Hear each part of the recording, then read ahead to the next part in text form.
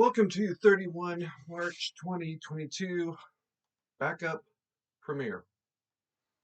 This is going to be in an unlisted mode for the most part, but in case something goes wrong, like the day I got sick, that sucked. But anyway, all right. First and foremost is a call for testing. There are a lot of people that don't like me, and I'm okay with that. And hell, I don't like me either.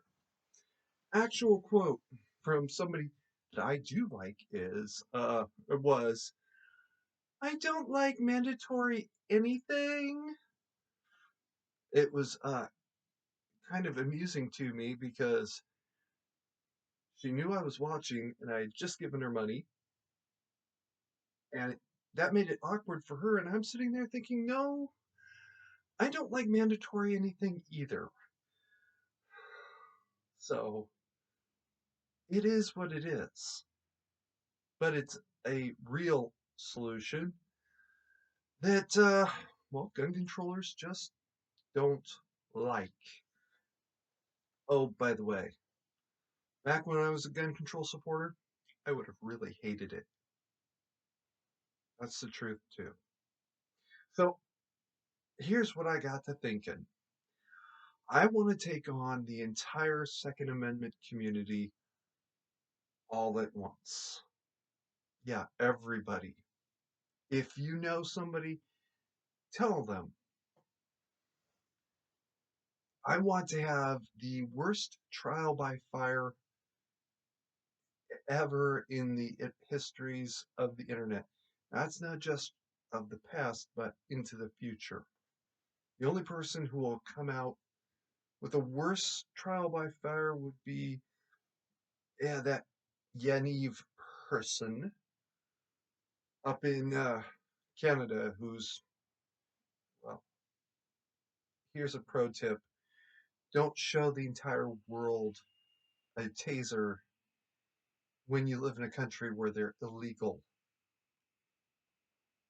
That was just stupid there, Jack. Just stupid. But moving right along. All of you, I want to fight all of you at the same time. So come on down. Let's do let's let's do it. Let's have some fun. All right? Now there's a few people whose opinion I actually do respect, and I want to submit that one of them will be the ones actually asking the questions. But I'll leave you all to figure out how you want to really do it. The subject will be on mandatory carry, and I want to just do one small favor for you. Don't waste my time with the constitutionality question. The whole concept of mandatory carry has always been a constitutional amendment. Okay? So please don't waste my time with that question. For the millionth time, don't waste my time with that question. All right. Ukraine and the Second Amendment. Ukraine's gun laws, at least as of the last time I checked, which was about 2 or 3 weeks ago, that people had the right to keep long arms, but not small arms. Okay. Well, that was also restricted, right? You have to have the permits, you have to have the licenses, you have to this and that and everything else. And then in the midst of this current crisis, they started handing out AKs to literally anybody that showed up. It's creating a two-part problem. First, Russians can't tell a true civilian from an armed combatant because they're all civilians, technically ish, sort of, not really. um, More importantly, is this will slop over into literally every future conflict. Ukraine just did what everybody else wanted to do before that. So now what? You think that the bell, now having been rung, is ever going to be unrung? No, it's just going to get worse.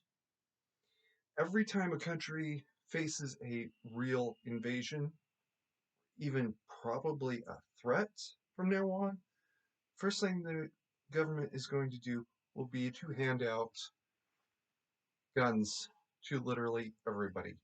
Those guns will disappear the moment the war officially ends. And now what? I submit to you for your consideration that this will actually be a good thing in the long run.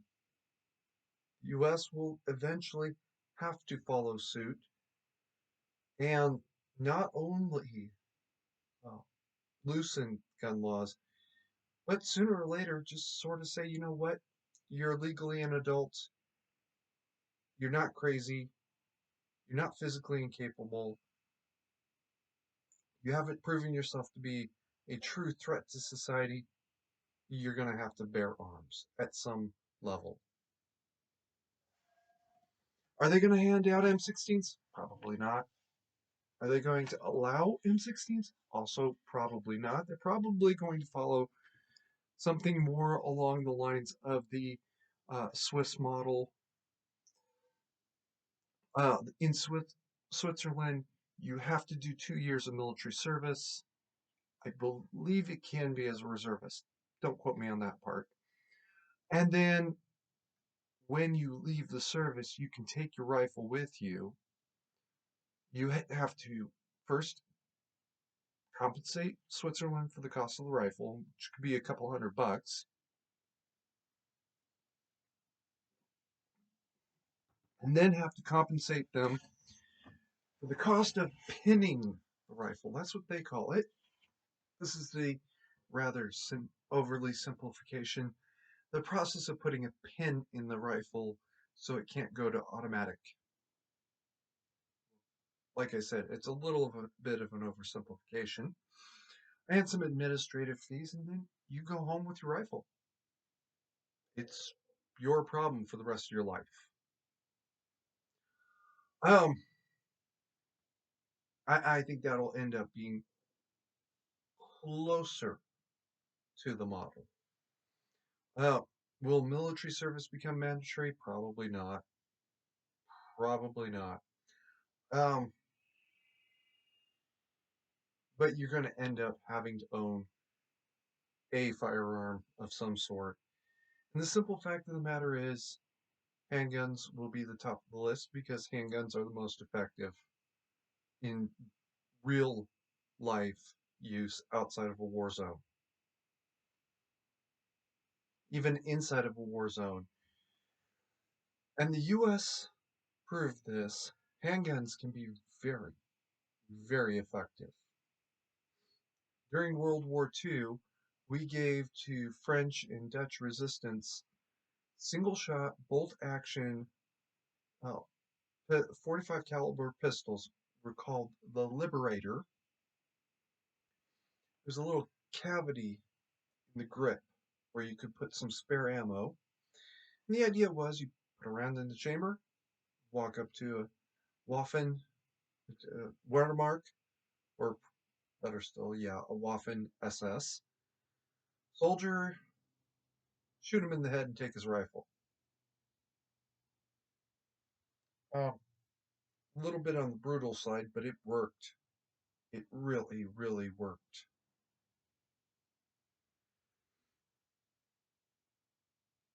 The simple fact of the matter is, a lot of people in Ukraine are using more or less that same tactic. They'll wait until the Russians are coming through, taking up sentry posts, and then stab them in the neck. Apparently, is a very popular tactic. Or shoot them with a handgun taken off of another Russian and take their rifle. And now Russians are down a rifle, down a man, probably down a pistol. Insurgents are up one rifle, up one pistol, and the morale is likewise down for Russians and up for the Ukrainians. Either way, in any way you cut this, at the end of the day, this bodes very, very well for the United States because we're seeing in real time why you cannot ban guns.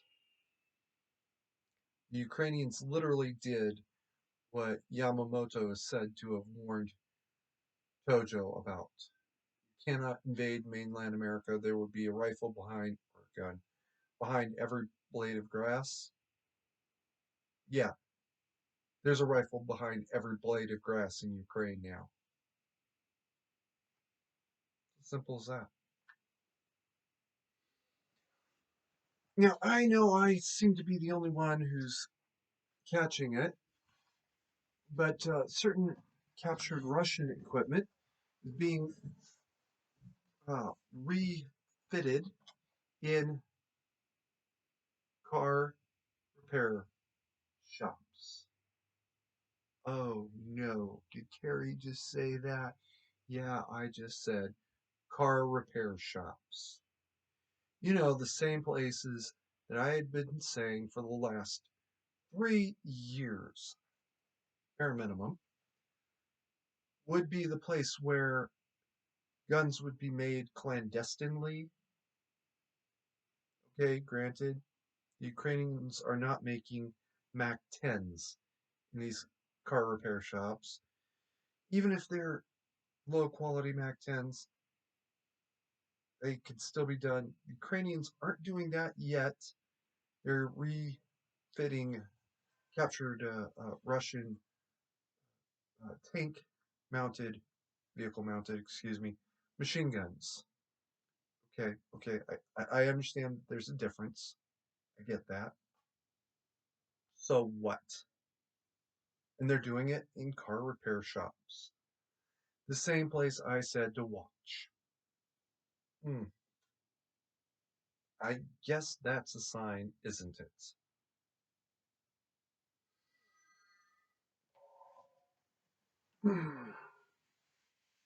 Sorry, I'm going to be really honest. I would never carry a rifle like this. It's uncomfortable and it doesn't work.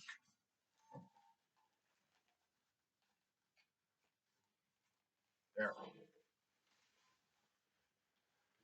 This is how I learned to carry every rifle on Earth. Yeah.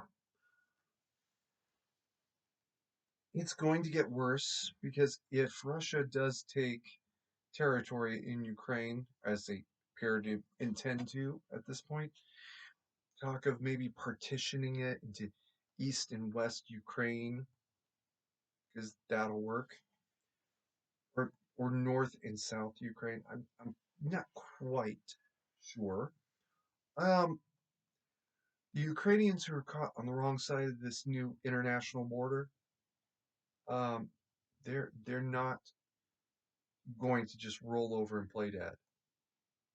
The ones caught on the right side of the border aren't exactly going to roll over and play dead either. They're going to start making guns, smuggle them across the border. The ones on the other side of the border are going to start clandestinely making things like the Liberator and using those quite effectively. Now, I cannot help but wonder, with this genie coming out of the bottle, how those who support gun control are going to make their case. Back in the 90s, when I was still nominally a gun control supporter, I didn't understand how simple it was to make guns in your own garage.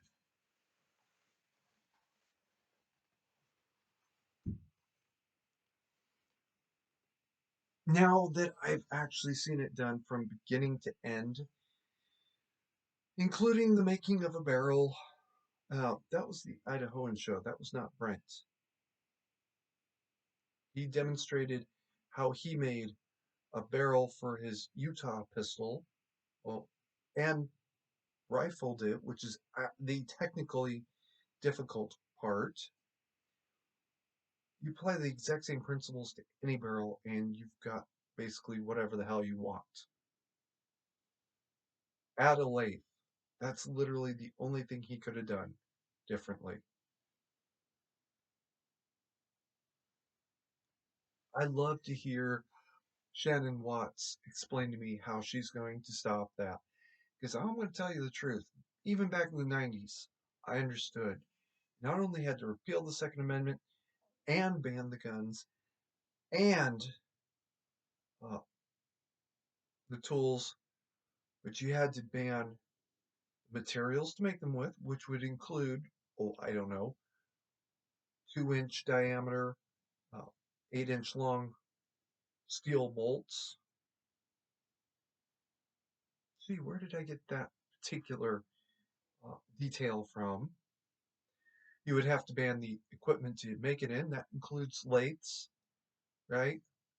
Which every auto body or every auto repair shop has. Oh, yeah, that. You'd have to ban the knowledge to use it. Well, you can't really ban knowledge, but we'll come back to that in a minute. And you would have to make possession of the these banned things a felony. Then there will still be people who will do it anyways. Because you know what? For $10,000, I'll make an AR-15 and sell it to a criminal. Sure, no problem. I wouldn't actually do that. But there are people that are more than willing to do it. How do you stop them? What do you use that makes them really question the wisdom of doing this thing? Literally, there's only one thing. Put them in prison for 10 years. I don't care. I just made $1,000 a year that you know about, right? When I get back out, I'll go right back to doing it all over again. I'll be out in 5 anyways. Fuck do I care? 3 with good behavior. Okay. Well, put them in prison for the rest of their life. Okay, so I actually sold like 50 of these things. My family's set. What do I care? Now I'll be going into prison filled with a lot of people that I had helped out in the past. They might be a little more friendly to me. Okay, well, what else do you got? You got the death penalty. That's what you got. That's where it will inevitably have to go. And even then, there'll be people that will say it's worth risking the death penalty. And to them, it will be.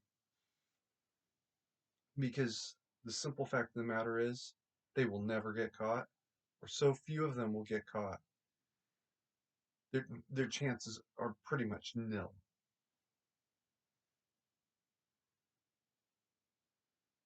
Seriously, how many racketeers, how many pimps get busted every year? About 1%. That's how many. How many drug dealers get busted every year? About 10. 10% of all drug dealers are busted every year. And I'm not talking about the low level street hustlers. I'm talking about the big guys.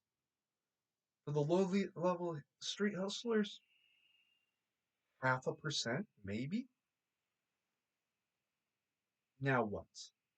The only thing you would be able to do is make the death penalty and make it a mandatory uh, punishment. Good luck getting that one past the Eighth Amendment. And this is coming from the guy that doesn't support the Eighth Amendment very much at all. Really, I'm inclined to repeal the Eighth Amendment at this point.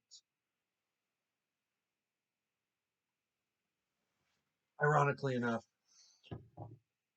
over the subject of the death penalty. Too many people have twisted the Eighth Amendment into something it's not. Well, okay, fine. You want to abuse the protection? You want to abuse your gun? Same thing. So, no problem. Repeal the Eighth Amendment. Fuck you. Death penalty's back on the table, isn't it? But until that happens, they're going to hide behind that. You will never go anywhere. There'll be people who will do it in their garage.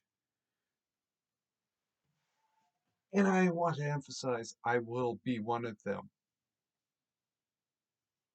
We'll be making guns in our garage where you will never know anything about it.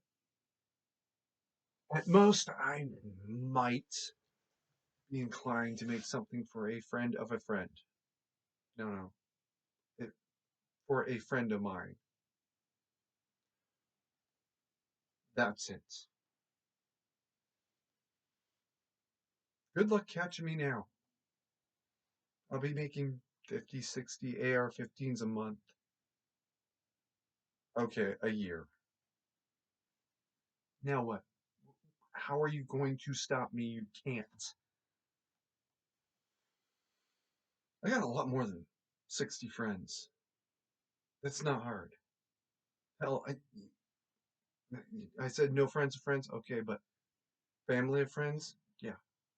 I'd be less inclined to not go there.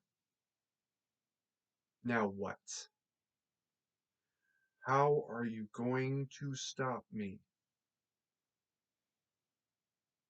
And then, when Russia thinks that they're going to Red Dawn the United States, there really will be another rifle behind every blade of grass and in every building window and up in every tree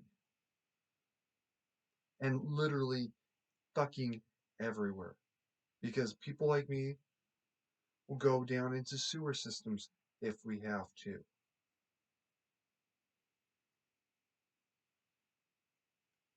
There will be no stopping us. Simple as that. And the great and grand irony is Ukraine pointed the way.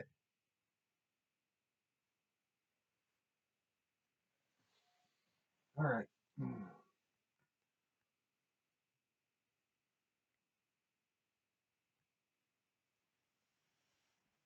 So, best of luck to you, and best of luck to you.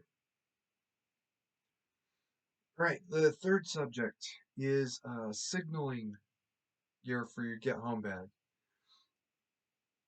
Everybody knows by now that the red bag here was originally a one of those, I think, 1 man 3 day or 3 day 3 man 1 day survival kits. You can pick them up at Walmart and some hardware stores. That one, yeah. Um,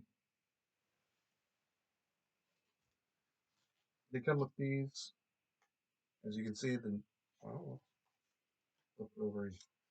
As you can see, of course, I have the name covered.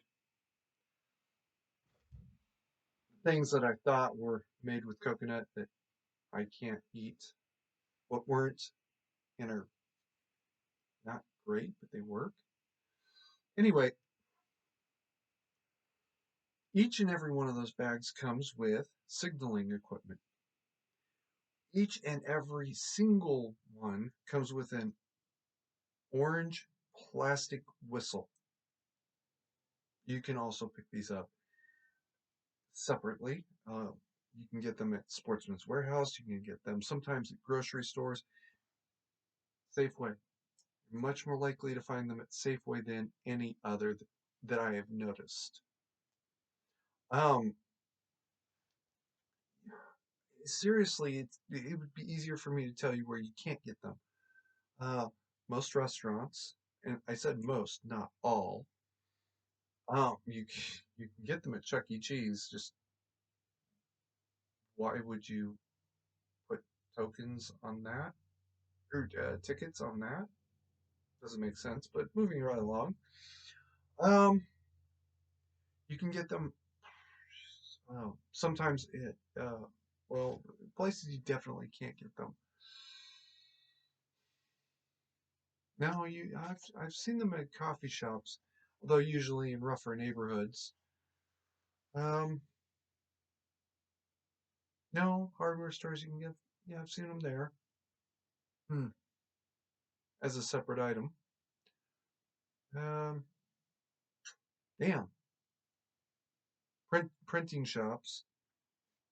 I don't think I've ever seen a whistle of any sort in a printing shop, unless it was an order specifically, like 1,000 whistles all printed with the words mandatory carry or rape whistle or whatever. Um, yeah, okay. I've never seen them there. The whistles create a very loud noise that can be heard over great distances. There's actually a number, I think it's 100 yards. I used to know it from memory. They also usually come with Calium lighters, Calium lights. That's glow sticks. All right. You can find those at party stores all the time. Sometimes you find them at hardware or grocery stores, hardware stores. Maybe I've never looked in a hardware store. Um, find them pretty much everywhere. You're not trying to see with these lights, you're trying to be seen. You can see a light, the existence of a light from 1,000 times as far as the light can actually see. Um, First time I brought this up, I think it was well, Caucasian Sasquatch now, who said, "No, those are horrible lights. You can't see anything." No, you don't have to be able to see anything. You have to be seen. You can also get various electric lights. I have one, but I put it off to the side because I couldn't make it work correctly. Oops. So now that I figured out it really does work, I'm gonna toss it into my real bag and not this one. But anyway, um, I have a light so making device. I have a sound making device. On the subject of light making devices, there's a rant in this that I need to get to. But before I get there, during last summer's attempted purge, I mean wildfire season, a bunch of campers got trapped in a campground, and they were really trapped. And there was a lot of them. There was over 200 people, if I recall correctly. California National Guard was told to wave off that it was not safe. California National Guard said thank you very much and went in and started picking people up. Now, um, good for you guys. You did the right thing, and you did your job, and you did it the right way. So perfect, great, wonderful. The way they found the campground was that the campers turned on their car headlights and their emergency flashers. Oh, okay. Even with the surrounding light pollution, the light from the fires, the National Guard was able to see these headlights and these flashing red lights enough to go in there and start picking people up.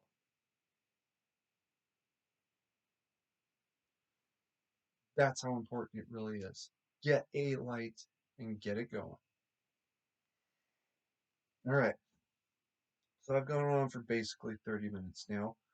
about stuff you actually do know. But it's important to reiterate just how important it is. Um, it's only important to me that I be taken to task and tested to breaking. Look at you don't know how much I'm looking forward to be tested to breaking. Um, it's important to understand just how big of a game change the Ukraine crisis really is. Things that we knew would never happen.